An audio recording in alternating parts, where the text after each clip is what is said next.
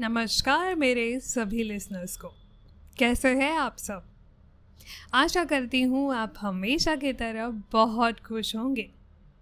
और आप सभी को शुक्रिया हमारे पॉडकास्ट के लिए वक्त निकाल के उसे सुनने के लिए। दोस्तों, हमारे दी वंडरस नारी पॉडकास्ट सीरीज में हम हर हफ्ते आपके लिए अनोखी कहानियाँ भारतीय इतिहास से ले आते हैं, क्योंकि हम ये समझते हैं कि हमारे भारतीय कहानियों को, हमारे भारतीय नारियों के इतिहास को हमें कभी भूलना नहीं चाहिए। तो चलिए आज की कहानी की शुरुआत करते हैं मेरे यानी आपके अपने अदिति के साथ। आप सभी का स्वागत है दी वंडरस नारी पॉडकास्ट सीरीज में। दोस्तों, कभी कभी इतिहास के पन्नों में कुछ नाम ऐसे छुपे होते हैं जिनकी गूंज तलवारों से नहीं, बंदूकों की गर्जनों से होती है। आज हम मिलवाएंगे आपको एक ऐसे योद्धा से जिनके नाम से अंग्रेज भी कांपते थे, जिनकी बंदूक की गोलियों ने ब्रिटिश फौज की छाती चीर दी थी। ये कहानी शुरू करने से पहले आपको बता दूं, दी वंडरस नारी पॉडकास्ट सीरीज ये ऐसा एक प्लेटफॉर्म है जहां हम सुनाते हैं भारत की उन वीर नारियों की कहानियां जो समाज और सत्ता से टकराई और इतिहास में अमिट छाप छोड़ गई। आज की हमारी कहानी है रानी उदा देवी की। रानी उदा देवी, शायद आप में से कुछ ही लोग इन्हें जानते होंगे। एक ऐसी बहादुर महिला जिनकी बंदूक और गोला बारूद से लड़ी गई हर लड़ाई आजादी की जंग का एक अनसुना लेकिन अनमोल अध्याय है।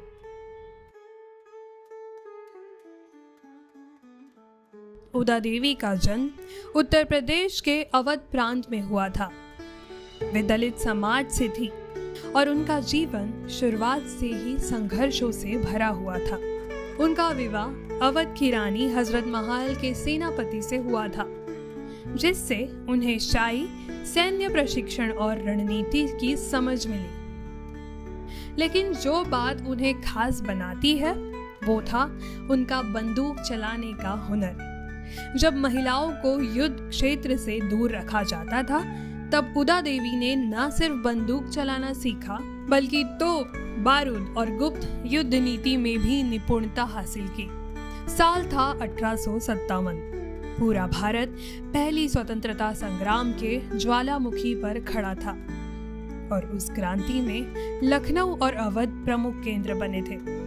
जब अंग्रेजों ने अवध पर चढ़ाई की और लखनऊ के किले को घेरे में लिया, तब रानी हजरत महल ने मोर्चा संभाला और उन्हीं के साथ मोर्चे के अग्रभाग में थी रानी उदा देवी। उन्होंने किले की रक्षा की जिम्मेदारी उठाई। उनका युद्ध कौशल, निशानेबाजी और बारूद का इस्तेमाल अंग्रेज सैनिकों के लिए एक चुनौती बन गया। अंग्रेजों ने जब लखनऊ पर चढ़ाई की तो उदा देवी ने बेगम कोठी में मोर्चा संभाला। वे अपने कुछ चुनिंदा महिला योद्धाओं के साथ अंग्रेज सेना से लोहा ले रही थी। एक दिन अंग्रेजों ने हमला तेज कर दिया, लेकिन उदा देवी ने बंदूक, रॉकेट और बारूद से ऐसा प्रहार किया कि कई ब्रिटिश सिपाही ढेर हो गए। इतिहासकार ये मानते हैं कि उन्होंने एक ही दिन में दर्जनों ब्रिटिश सैनिकों को मौत के घाट उतारा। उनकी रणनीति छिपकर हमला करना, ऊंचाई से गोलाबारी करना और महिला योद्धाओं के माध्यम से भ्रम फैलाना इतनी कारगर थी कि ब्रिटिश अफसरों ने उन्हें गन लेडी ऑफ लखनऊ तक का नाम दिया। अंततः जब लखनऊ के मोर्चे पर अंग्रेजों ने भारी हथियार से आक्रमण तेज किया, तो उदा देवी ने बेगम कोठी की ऊंचाई से आखिरी लड़ाई जारी रखी। वे अपने दल के साथ बेगम कोठी के नीचे ही पीपल के पेड़ पर चढ़कर गोलाबारी कर रही थी, ताकि अंग्रेजों को किले के अंदर घुसने से रोका जा सके।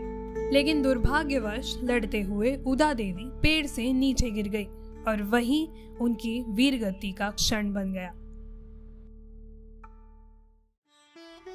उदा देवी का साहस इतना अद्वितीय था कि ब्रिटिश फौज के अधिकारी जनरल कैम्पबेल ने भी उनकी वीरता को नमन करते हुए उनके पार्थिव शरीर को सलामी दी। ये घटना इतिहास के उन दुर्बल पलों में से एक है जब दुश्मन ने भी भारतीय महिला योद्धा को अपना सिर झुकाकर सम्मान दिया।